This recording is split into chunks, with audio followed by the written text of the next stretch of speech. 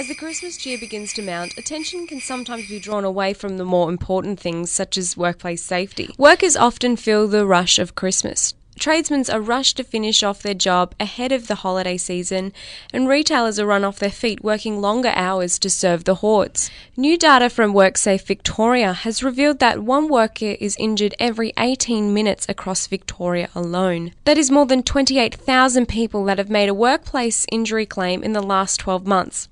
Worse still, WorkSafe Executive Director of Health and Safety, Ian Forsyth, said December is the most dangerous time of year. We really have entered one of the most dangerous times of the year in terms of workplace safety and injuries at work. In the month leading up to Christmas last year, 9 people were killed at work. No one wants to see a repeat of that. I think there's always a temptation for us to think, these campaigns are about other people, they're about other workplaces. Well, they're not. They're about us and they're about our own local workplace. At this point of the year, the temptation is really there to cut corners. Everyone's trying to get things done before Christmas, so it really is of relevance to local workers and to all workplaces. This statistic comes as WorkSafe Victoria launches a new public awareness campaign to help workers keep safety on the brain during the lead up to Christmas. A junior foreman at a Melbourne-based commercial construction company, Scott Slasick, said that safety in his workplace is one of their greatest priorities. The most important thing for us on site. We have our own occupational health and safety rep on site. He's the first one here and he's pretty much the last one to leave. And it's his primary role to make sure that work is being conducted safely. And we also use SWIMS, which is Safe Work Method Statement. So depending on the task that you're going to be conducting, we like to sit down and go through it all to make sure that everyone on site's happy in the way that the work's going to be carried out and that won't be impacting on the other people on site, I suppose. While his current workplace has comprehensive safety precautions in place, Mr. Slasick said safety is sometimes dependent on cash flow, with smaller organisations skimping on safety. My background's more as a domestic carpenter. Mm-hmm. I suppose in that sort of industry, OH&S is like a lot less important, I suppose.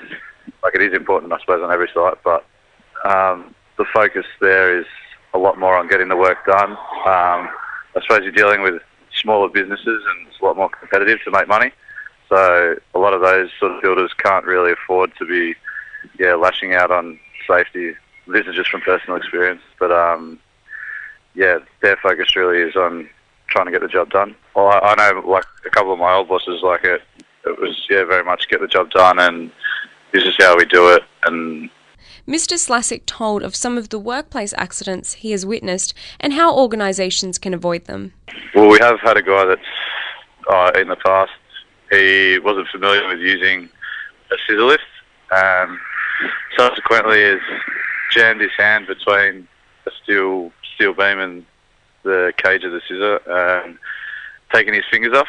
We have found that there is often people that aren't fully qualified in what they're meant to be doing. So we have had some cases where people have been injured, but it's more because they've faked the qualifications that they have. So then they're not actually suited to the work that they're meant to be doing. They don't have that experience and that knowledge of what not to do and what to do. And that is like a big issue, especially when you've got people that come in and pretend to be people that they're not. I know in terms of like on domestic jobs, a lot of people try and skimp on handrails and scaffolding and that sort of stuff because it is relatively expensive.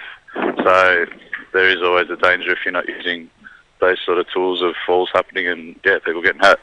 While the haste and stress of Christmas doesn't particularly impact on Mr. Slasick and his colleagues, he said that other organisations feeling the pressure should take a moment and remember to work under their safety guidelines for themselves, friends and family.